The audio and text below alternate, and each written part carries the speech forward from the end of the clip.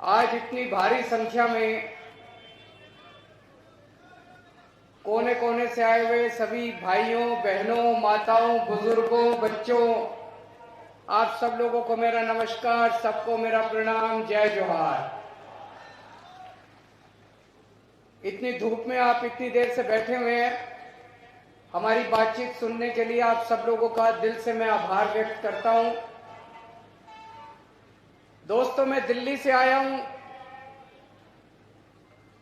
मेरे साथ पंजाब के मुख्यमंत्री भगवंत मान साहब आए हैं। हम अपना सारा कामकाज छोड़ के आज आप लोगों से मिलने आए हैं और कल हम जेल में चेतर वसावा से मिलने के लिए जाएंगे।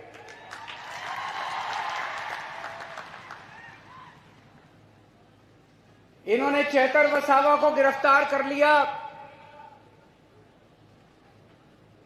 आपके बेटे को गिरफ्तार कर लिया, आदिवासी समाज के नेता को गिरफ्तार कर लिया। चेतर वसावा हमारे छोटे भाई जैसा है। आम आदमी पार्टी हमारा एक परिवार है और चेतर वसावा हमारा छोटा भाई है। लेकिन सबसे ज्यादा दुख की बात मुझे इस बात से हुई कि चेतर वसावा की धर्मपत्नी को भी इन्होंने गिरफ्तार कर लिया, शकुंतला बेन को भी इन्होंने गिरफ्तार कर लिया। शकुंतला बेन चेतर वसावा की धर्मपत्नी है, लेकिन वो हमारे समाज की बहू है। इन्होंने हमारे समाज की बहू को भी गिरफ्तार कर लिया। ये पूरे आदिवासी समाज के लिए अपमान की बात है। मैं आपसे पूछना चाहता हूं, इस अपमान का बदला लोगे कि नहीं लोगे? पुराने जमाने में हमने देखा डाकू हुआ करते थे। उन डाकुओं का भी ईमान धर्म होता था। किसी गांव में डाका मारने जाते थे, उस गांव की बहू बेटियों को नहीं छेड़ते थे। ये बीजेपी वाले तो डाकुओं से भी बदतर हैं। इन्होंने हमारी बहू को भी गिरफ्तार कर लिया। इन्होंने पूरे आदिवासी समाज का अपमान किया है। चुप तो नहीं बैठोगे? बदला लेना है। चेतर वसावा आदिवासी समाज का एक उभरता हुआ युवा नेता है। बीजेपी उसको कुचलना चाहती है। बीजेपी पूरे आदिवासी समाज को संदेश देना चाहती है कि अगर किसी युवा ने आंख उठा के देखी, अगर किसी युवा ने दोबारा उठा के देखा, तो उसको भी हम कुचल देंगे। इस बारे में चुप नहीं बैठना। अगर हम चुप बैठ गए तो बीजेपी के हौसले बुलंद हो जाएंगे। बीजेपी को डर लगता है कि अगर चेतर वसावा आगे बढ़ गया तो ये आदिवासियों के हक की बात करने लगेगा, आदिवासियों को हक दिलाना चालू करेगा। ये जितनी बातें अभी वर्षा बहन ने पढ़ के सुनाई, जो उन्होंने चिट्ठी में लिखी है चेतर वसावा ने, जितनी बातें लिखी है, स्कूल की बात लिखी है, अस्पताल की बात लिखी है, जल जंगल जमीन की बात लिखी है, रोजगार की बात लिखी है, जमीन हड़पने की बात लिखी है, फॉरेस्ट डिपार्टमेंट की बात लिखी है। 30 साल से बीजेपी का राज है। बीजेपी ने अभी तक क्यों नहीं किया? अगर बीजेपी कर देती तो आदिवासी समाज को चेतर वसावा की जरूरत नहीं थी। बीजेपी ने नहीं किया, इसी से चेतर वसावा को इनके लिए आवाज उठानी पड़ी। दोस्तों, बीजेपी आदिवासी समाज के खिलाफ है। बीजेपी आदिवासी समाज से नफरत करती है। बीजेपी आदिवासी समाज से शुरू से उनके खिलाफ है। मैं आपसे पूछना चाहता हूं, 30 साल से बीजेपी का राज है गुजरात में। आज यहां इतने आदिवासी गांव से लोग आए हुए हैं, हजारों लाखों लोग आए हुए हैं। 30 साल में बीजेपी ने आपके गांव में कुछ किया? कोई सड़क बनवाई, कोई स्कूल बनवाया, कोई अस्पताल बनवाया, किसी को नौकरी दी? कुछ नहीं किया बीजेपी ने 30 साल के अंदर, कुछ नहीं किया। और 30 साल वोट दे दो बीजेपी को, कुछ नहीं करने वाली, बेड़ा गर्क कर देगी आदिवासी समाज का ये बीजेपी।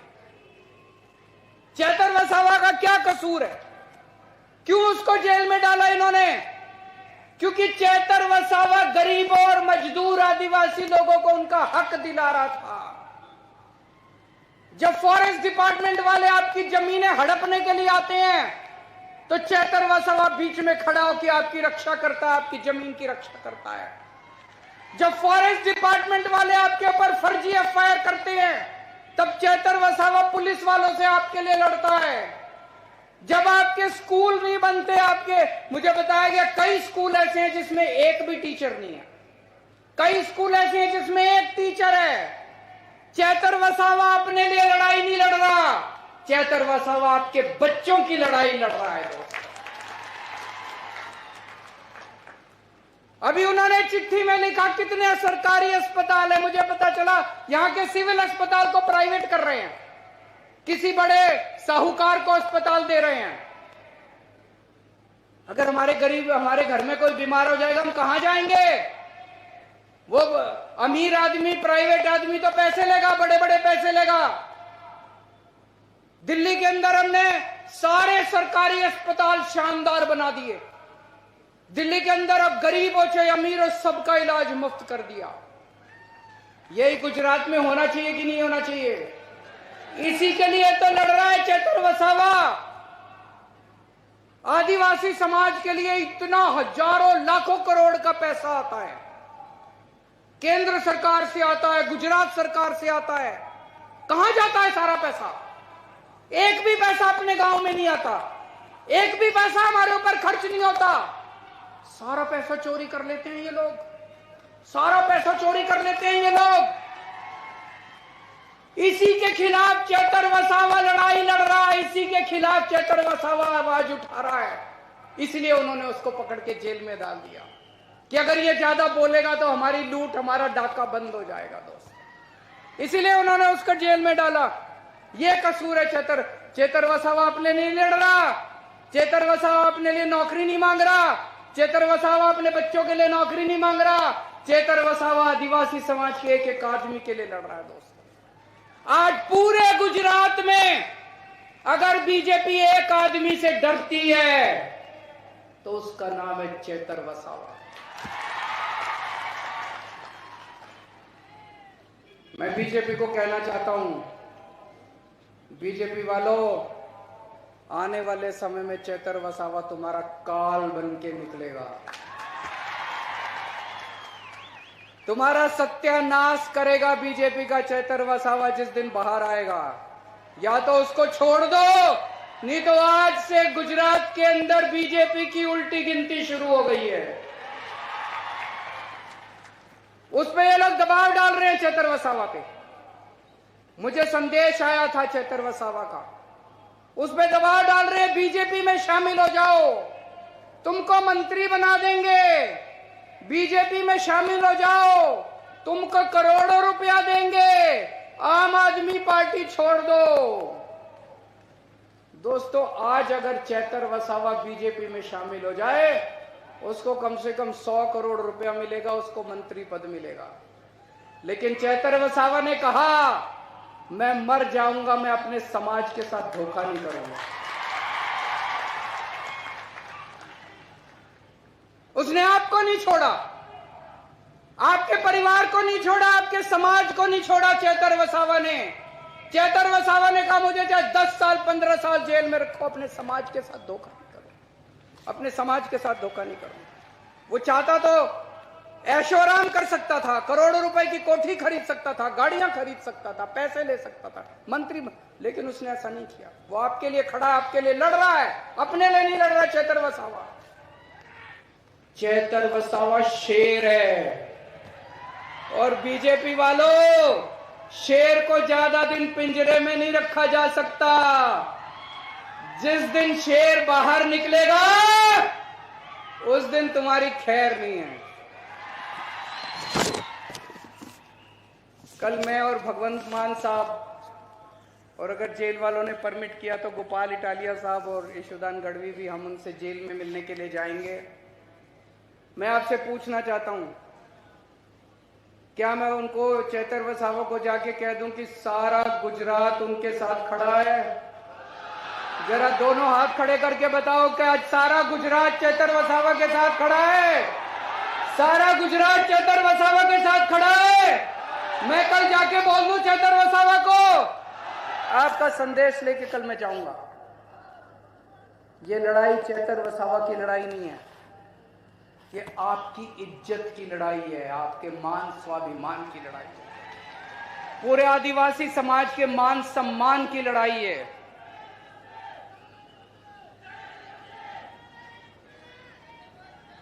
अगर आज आप चुप रहे, अगर आज आप चुप रहे, अगर आज आप बैठे रहे, तो ये बीजेपी वालों के हौसले बुलंद हो जाएंगे। कल अगर कोई भी युवा आदिवासी समाज से खड़ा होगा तो उसको कुचल दिया जाएगा। हमें चुप नहीं रहना, उठो, खड़े हो जाओ सब लोग। और आज हम लोगों को ये बीजेपी को संदेश देना है कि अब इनके अत्याचार नहीं चलेगा, अब इनका अपमान नहीं चलेगा। ये अपमान हम सहने वाले नहीं है दोस्तों, आज मैं ऐलान करना चाहता हूं, आम आदमी पार्टी की तरफ से आने वाले लोकसभा चुनाव में भरूच सीट से चेतर वसावा लोकसभा का चुनाव लड़ेंगे।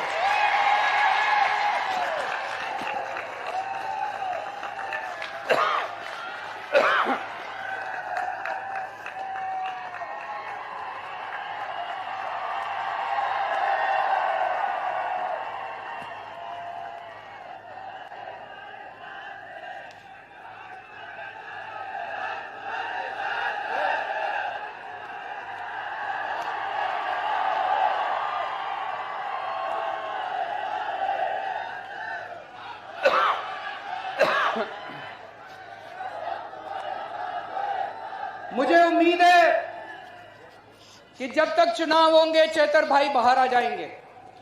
हमने उन्हें बाहर लाने के लिए बड़े बड़े, देश के जो सबसे बड़े वकील हैं, देश के जो सबसे महंगे वकील हैं, बड़े से बड़े वकील आम आदमी पार्टी ने चेतर भाई और शकुंतला बहन के लिए किए हैं। मेरे ख्याल से 20 तारीख को शकुंतला बहन की बेल एप्लीकेशन सुप्रीम कोर्ट में लगी है। मैं भगवान से प्रार्थना करता हूं कि 20 तारीख को शकुंतला बहन को बेल मिल जानी चाहिए। उसके बाद हम जल्दी से जल्दी कोशिश करके चेतर भाई को भी बाहर निकालने की कोशिश करेंगे। लेकिन अगर इन्होंने षड्यंत्र रच के चेतर भाई को लोकसभा चुनाव के पहले बाहर नहीं आने दिया तो उनको जिताने की आपकी जिम्मेदारी है।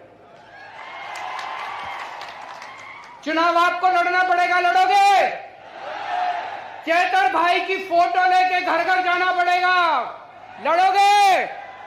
बीजेपी की यहां से जमानत जब्त होनी चाहिए, लड़ोगे? ये चुनाव आपको लड़ना पड़ेगा। ये चुनाव आप चेतर भाई के लिए नहीं लड़ रहे, ये आप अपने परिवार के लिए, अपने भविष्य के लिए, अपने समाज के भविष्य के लिए चुनाव लड़ रहे हो। तो चाहे वो जेल में रहें, चाहे वो बाहर रहें, हमें चेतर भाई को दिल्ली में लोकसभा में भेजना है। अभी चेतर भाई की आवाज यहां से गूंजती है, अब चेतर भाई की आवाज दिल्ली से पूरे देश के अंदर गूंजेगी।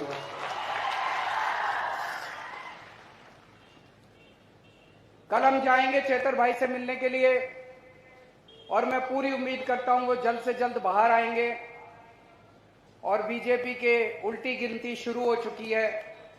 कहते हैं ना, जब पाप का घड़ा भर जाता है, गीता में भी लिखा है कि जब पाप का घड़ा भर जाता है तो फिर ऊपर वाला अपनी झाड़ू चलाता है।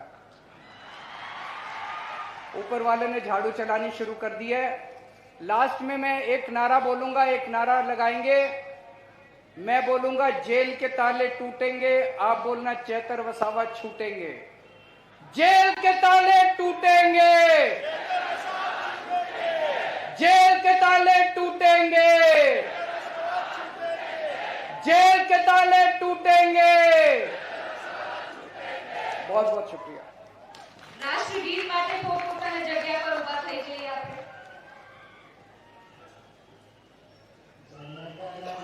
अधिनायक जय हे भारत भाग्य विधाता, पंजाब सिंध गुजरात मराठा द्राविड उत्कल बंगा, विंध्य हिमाचल यमुना गंगा उच्चल जगति तरंगा, तव शुभ नामे जागे तव शुभ आशीष मांगे, गाहे तव जय गाथा जन गण